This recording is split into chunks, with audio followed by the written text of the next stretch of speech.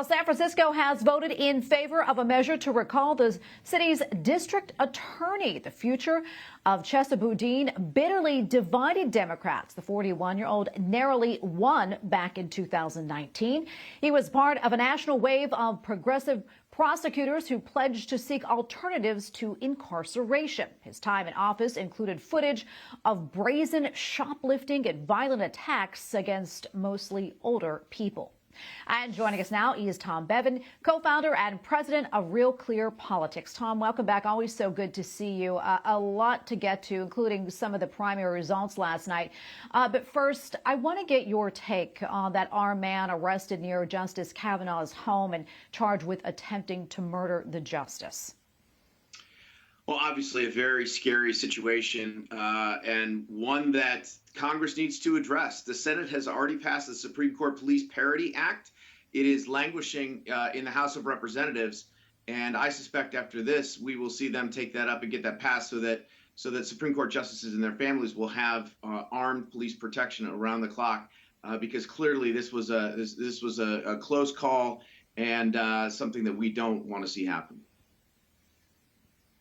Yeah, Tom, how do you think we got to this point? A Republican Senator Mitch McConnell, he blamed the incident on rhetoric from pro-abortion Democrats. Your take?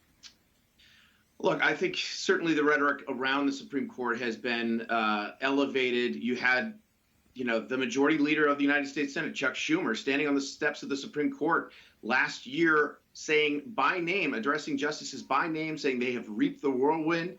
And so really aggressive language, and obviously with the leak of the Roe decision and that decision, the final decision pending, we saw protests outside the justice's house. Those were not repudiated immediately by the White House. Press Secretary Jen Psaki actually was encouraging people to go there and protest peacefully, even though we know that protesting outside of justice homes is illegal. It's a violation of federal law. So I think Democrats have been a little bit reckless in the way that they've addressed this, and everybody needs to take a breath, calm down. And again, we need to get the Supreme Court justices the protection that other federal elected officials have.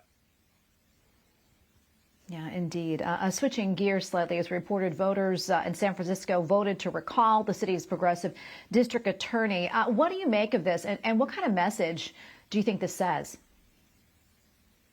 Well, I think it is a real warning shot to Democrats. We saw what happened with the mayor's race in New York with Eric Adams, who was more of a pro-law enforcement candidate, win that race. We saw also in Los Angeles last night a former Republican billionaire developer, Rick Caruso, outpoll Karen Bass, Democrat congresswoman there, and is now in a final runoff with her. And then obviously you mentioned Chesa Boudin in San Francisco.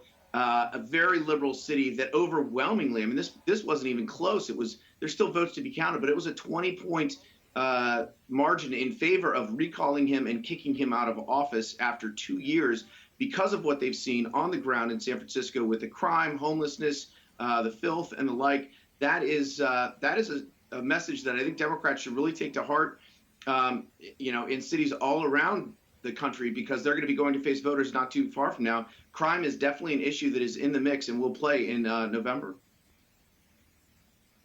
Yeah, there are also primaries in around half a dozen states. That is yesterday. Anything else catch your eye?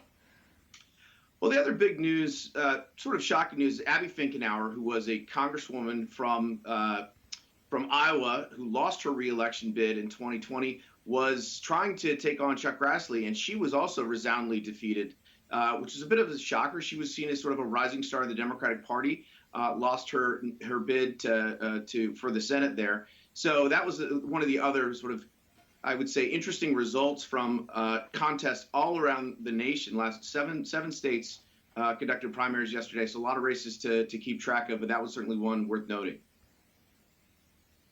Yeah, and what other stories are you following, Tom? Well, we do have news today. We just added another poll to our Real Clear Politics average. The Quinnipiac poll came out. Joe Biden's job approval has dropped to 39.7% in our Real Clear Politics average. That is a new all-time low for Biden. Again, presidential job approval is one of the key metrics for determining how Democrats are going to fare in this November's elections. And right now at 39.7%, Biden is going in the wrong direction. That number has to come up if Democrats want to have any hope of winning or keeping control of the Senate and or the House. All right, we're going to leave it right there, Tom. Thanks so much. I always appreciate your analysis.